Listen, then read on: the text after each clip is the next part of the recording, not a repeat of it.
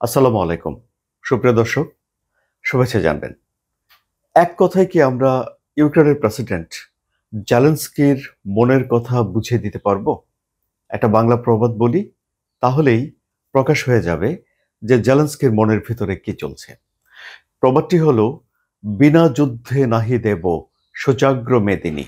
মেদিনী হলো মাটি, শোচাগ্র মানে হলো সুই দিয়ে খোঁচা দেওয়ার পর যেই অনুপরিমাণ মাটি ওঠে সেটা। এই পরিমাণ মাটিও কেউ দিতে বা ছাড়তে চায় না। জেলেনস্কিও ঠিক একই কথা বলেছেন যে ইউক্রেনের কোনো মাটি তিনি ছাড়বেন না। এই যে যুদ্ধ চলতে থাকবে, বিনা যুদ্ধে ছাড়বেন না, এই কথাটি তিনি বলেননি। তিনি বলেছেন যে আন্তর্জাতিক আইন অনুমোদন দেয় না যে ইউক্রেন তার ভূমি ছেড়ে দেবে, এবং তার দেশের যে আইন রয়েছে এবং তাদের যে নৈতিক অবস্থান, সবকিছু মিলে তারা কোনো ভূমি ছাড়বে না। এই কথাটি জেলেনস্কি বলেছেন ইউরোপের নেতাদের সঙ্গে বৈঠক করার পরে। ইউরোপের নেতারা বলতে সেখানে ফ্রান্সের প্রেসিডেন্ট, জার্মানির চ্যান্সেলর এবং যুক্তরাজ্যের প্রধানমন্ত্রীর সঙ্গে বৈঠক করার পর জেলেনস্কি এই কথাটি বলেছেন।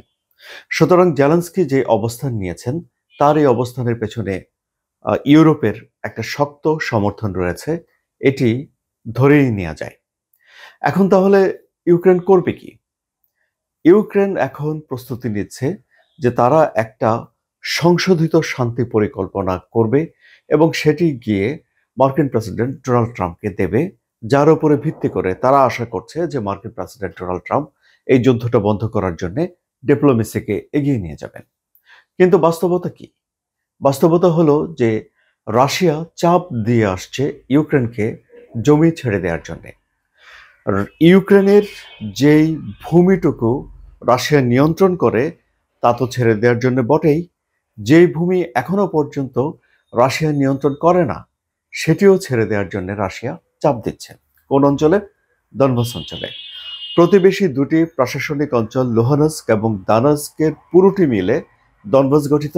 দনবাস পুরোটাই রাশিয়া নিজের কাছে নিয়ে যেতে চায়। এমনকি ভ্লাদিমির পুতিন বলেছেন যে জোর করে হলেও তিনি দনবাস দখল করবেন। 2014 সালে রাশিয়া ক্রিমিয়া দখল করেছিল। এরপর থেকে এই পর্যন্ত ইউক্রেনের 20% জায়গা, 1/5 জায়গা রাশিয়া নিজের দখলে নিয়ে নিয়েছে। 2014 সালে দনবাসে কিন্তু তখনকার ইউক্রেন সরকারের বিরুদ্ধে বিদ্রোহ হয়েছিল। রাশিয়া সেই বিদ্রোহে সহযোগিতা করেছে এবং এই দনবাস অঞ্চলটা ঐতিহাসিকভাবে রাশিয়া নিজের কাছেই নিজেরই মনে করে বলে বিশ্লেষকরা বলছেন। এখন মার্কিন প্রেসিডেন্ট ডোনাল্ড ট্রাম্প ইউক্রেনকে এক ধরনের পরামর্শ দিচ্ছেন যে জমি ছেড়ে দিয়ে হলেও এই যুদ্ধটা যেন তারা বন্ধ করে। এমনকি পলিটিকোকে দেয়া এক সাক্ষাৎকারে ডোনাল্ড ট্রাম্প বলেছেন যে ইউরোপ শেষ রক্তবিন্দু দিয়ে হলেও লড়াই করার জন্য ইউক্রেনকে ছেড়ে দিয়েছে এবং এই যুদ্ধ বন্ধ করার জন্য ইউরোপ যথেষ্ট দৃঢ় অবস্থান নেয়নি। যদিও যুক্তরাজ্যের প্রধানমন্ত্রী এই কথাটার একটা কাউন্টার দিয়েছেন, তিনি বলেছেন এটা ঠিক নয়, ইউরোপ যথেষ্ট চেষ্টা করেছে এই যুদ্ধের একটা মীমাংসায় চলে যেতে।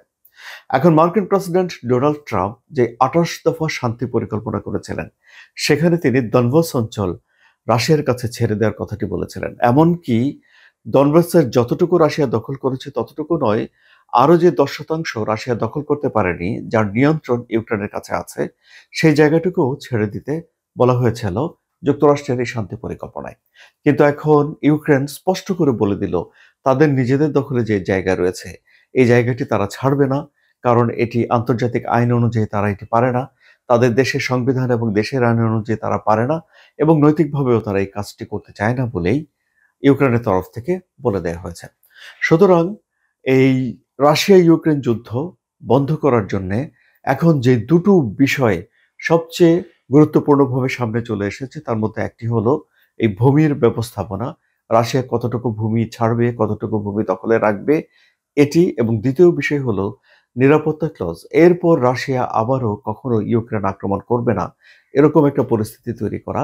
এবং এই দুটো বিষয় নিয়েই এখনো পর্যন্ত বিরোধ তুঙ্গে রয়েছে। এ নিয়ে আলাপ আলোচনা হচ্ছে, ডিপ্লোমেসি চলছে, কিন্তু কোনো রকম সমাধানের লক্ষণ দেখা যাচ্ছে না।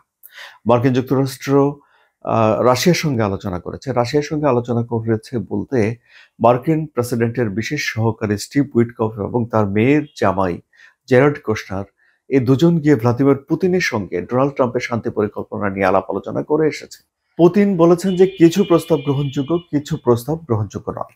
আবার ধরুন, যুক্তরাষ্ট্রের টিম ইউক্রেনের একটা টিমের সঙ্গে আলাপ আলোচনা করেছে, কিন্তু সেখানেও কোনো মীমাংসা হয়নি।